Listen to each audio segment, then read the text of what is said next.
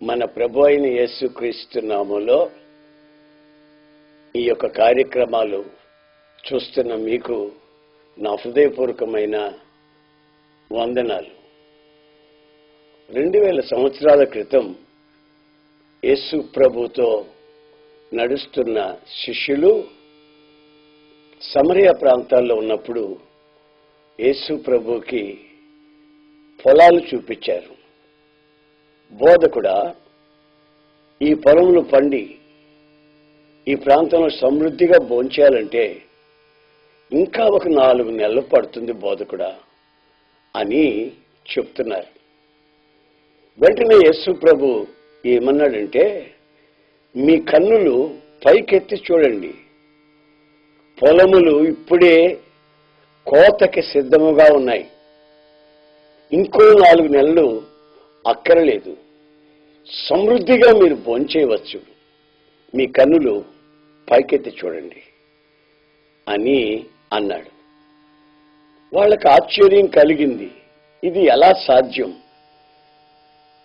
ఇంకా 4 నెలలు ఉండాలి కదా. ఈ రోజుల్లో కూడా అనేకుల జీవితాలలో ఒక ఇల్లు కట్టాలని అనుకుంటారు, కానీ ఇంకొక 4 సంవత్సరాలకైనా ఒక ఇల్లు కట్టగలమా?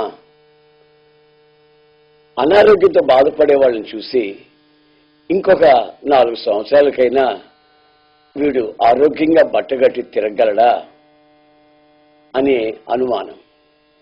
ఆర్థిక పరిస్థితులు కానివ్వండి, ఆరోగ్య స్థితిగతులే కానివ్వండి, ఆశ్రయమే కానివ్వండి, ఇంకా కొంతకాలం పడుతుంది, ఇంకా కొంతకాలం పడుతుందని నిట్టూర్పులు విడుస్తూ ఉంటారు ప్రజలు. అయితే ప్రభు అయిన యేసుక్రీస్తు ఈ వాక్యం ద్వారా ఈరోజు మిమ్మల్ని ఉత్సాహపరుస్తున్నాడు. ఏమనంటే, ఇంకో 4 నెలలు అక్కర్లేదు, ఇంకొక 5 సంవత్సరాలు అక్కర్లేదు, ఇంకొక 4 రోజులు కూడా అక్కర్లేదు. వెంటనే మీరు ఈ అద్భుతాన్ని, మహత్కార్యాన్ని చూస్తారు. ఎలా చూస్తారంటే, మీరు ఆకాశం వైపు కన్నులు ఎత్తినప్పుడు. యేసు ప్రభువుకి ఒక అలవాటు. ఆయన రోగులకి ప్రార్థన చేయాలని అనుకున్నప్పుడు ఆకాశం వైపు కన్నులెత్తి కృతజ్ఞతాస్తుతులు చెల్లించి రోగులకి ప్రార్థన చేసేవారు. అప్పుడప్పుడు తన శిష్యులతో మాట్లాడేటప్పుడు, ఇవన్నీ నేను చేస్తున్నావు కావు, నా తండ్రి చిత్తం నేను చేస్తున్నాను అని అనేవాడు. ఒకసారి ఏం జరిగిందంటే, 3 రోజుల పాటు గలిలయ సముద్ర తీరాన ఉపవాస ప్రార్థనలు ప్రభువే జరిపిస్తున్నారు. ఉపవాస ప్రార్థనలు అయిపోయిన తర్వాత ఎవరిళ్ళకి వాళ్ళు వెళ్ళిపోయే సమయం అది. అప్పుడు యేసుప్రభు అంటాడు, శిష్యులారా, మీరు వీళ్ళకి ఆహారం పెట్టండి. మార్గ మధ్యంలో వీళ్ళు సొమ్మసిల్లిపోతారేమో అని వాళ్ళతో అన్నాడు. వాళ్ళన్నారు, అయ్యా, ఇంతమందికి అవసరమైన రొట్టెలు ఎక్కడ దొరుకుతాయి?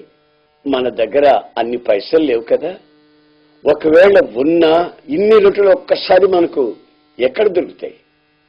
మీరు వాళ్ళని పంపించేయండి, వాళ్ళ బాధ లేదో వాళ్ళు పడుతారు అన్నట్టుగా మాట్లాడారు. అయితే ప్రభు అంటాడు, కాదు, మార్గ మధ్యంలో వాళ్ళు సమస్యలిపోతారు, గనుక మీరు వాళ్ళకి ఆహారం పెట్టండి అని బలవంతం చేశారు. వీళ్ళు అసాధ్యం అంటారు, కానీ ప్రభు అంటాడు, దేవునికి సమస్తము సాధ్యం అంటాడు. అంతలో ఓ చిన్న బాబు పైకి లేచి, బోధకుడా, నా దగ్గర 5 రొట్టెలు 2 చిన్న చేపలు ఉన్నాయి అన్నాడు.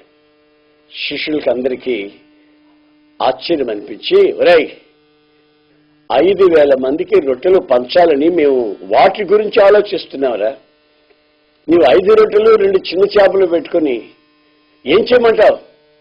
కూర్చోరా, కూర్చో, పెద్ద మనగాళ్ళు వేసావు అన్నట్టుగా మాట్లాడారు. అయితే ప్రభు అంటాడు, ఆ చిన్నవాణిని నా దగ్గర పంపించండి. ఆ చిన్నవాడు వెళ్ళి ఆ రొట్టెలు చిన్న చేపలు యేసు ప్రభు చేతికి ఇవ్వడం జరిగింది. ప్రభు వెనువెంటనే వాటిని చేతికి అందుకొని ఆకాశం వైపు చూసి కృతజ్ఞతాస్తుతులు చెల్లిస్తూ వాటిని విరిచి పంక్తులు పంక్తులుగా కూర్చోబెట్టండి, ప్రజలకి ఇవి పంచిపెట్టండి అన్నాడు. శిష్యులు పంచిపెట్టారు.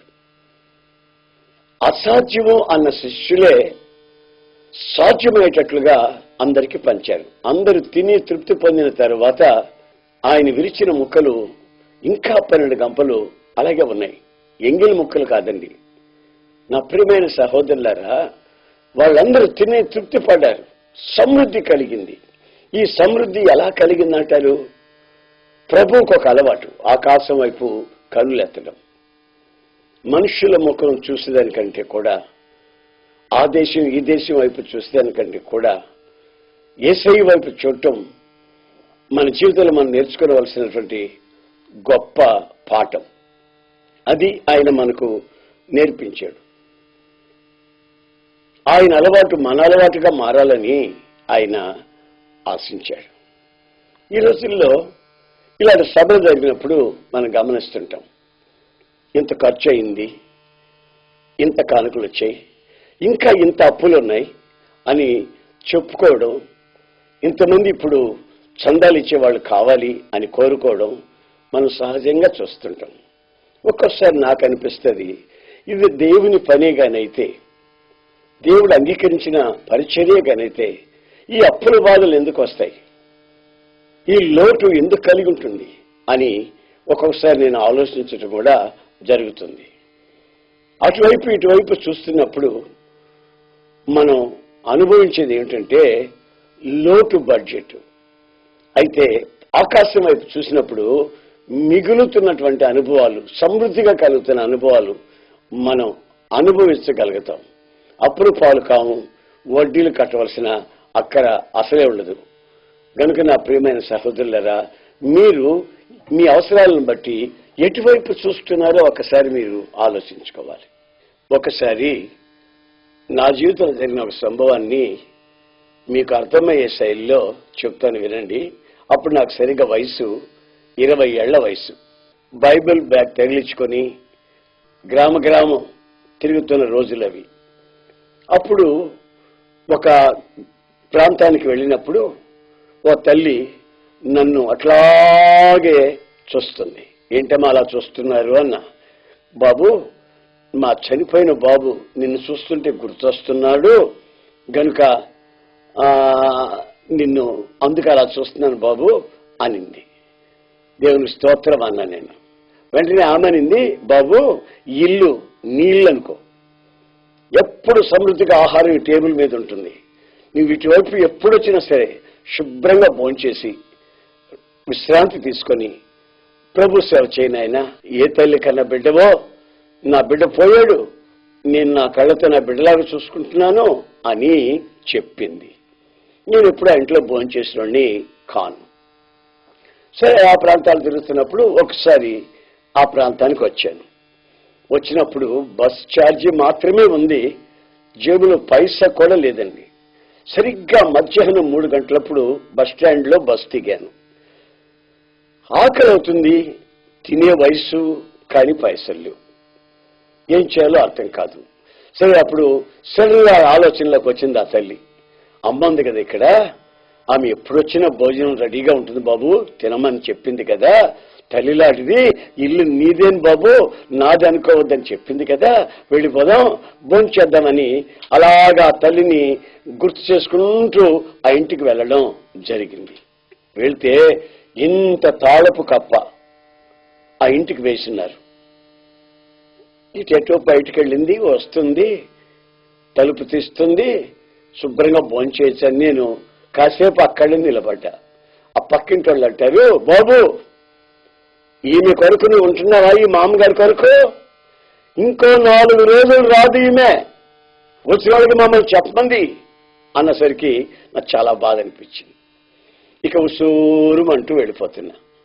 దారిని వెళ్తున్నప్పుడు ఎవరో నాతో మాట్లాడినట్టు, ఏసనా నిన్ను నా సేవ చేయమని నేను పిలిచాను. నా ముఖం చూడకుండా నీవు మనుషుల ముఖం చూసి పరిగెత్తుతావా? ఎప్పటి నుంచి అలవాటు నేర్చుకున్నావు నువ్వు? మనుషుల ముఖం చూస్తావా, సిగ్గుపడతావు, జాగ్రత్త అని ఎవరో హెచ్చరించినట్లు, పలకరించినట్లు అనిపించింది. వెంటనే నేను పక్కకెళ్ళిపోయి కళ్ళు మూసుకుని ఒక చిన్న ప్రార్థన చేసుకున్నా. ప్రభువా, నన్ను క్షమించు. నా జీవిత కాలమంతా మనుషుల ముఖం చూడకుండా మీ ముఖం చూస్తానయ్యా.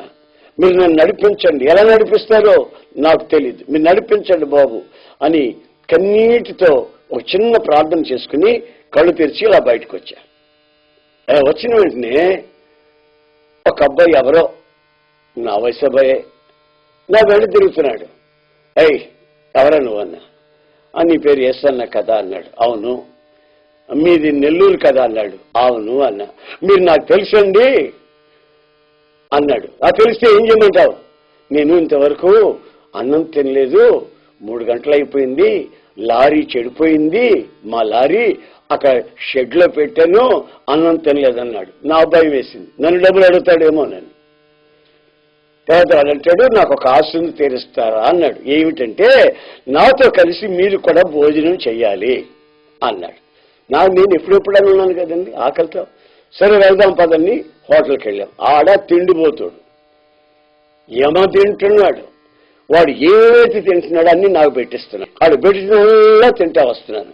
ఆ తర్వాత హోటల్ బయటకు వచ్చిన తర్వాత పైకి బోర్డు చూస్తే బోర్డు మీద ఏమని రాసిందంటే రాజుల భోజనము అని రాసింది. అప్పుడు నేను కంటి నిండా నీళ్లు పెట్టుకుని ప్రభువుకి స్తోత్రాలు చెప్పుకున్నా. ప్రభువా, ఆ ముసలమ్మని నా మనసులో పెట్టుకుని ఆ ముఖం చూసి నేను వెళితే ఇంతలా తాళపు కప్పేపించావా? మరి నీ ముఖం చూసి నేను బయలుదేరితే నాకు రాజుల భోజనం పెట్టిస్తావా అని అనుకుని ప్రభు నన్ను సంతోషించాను.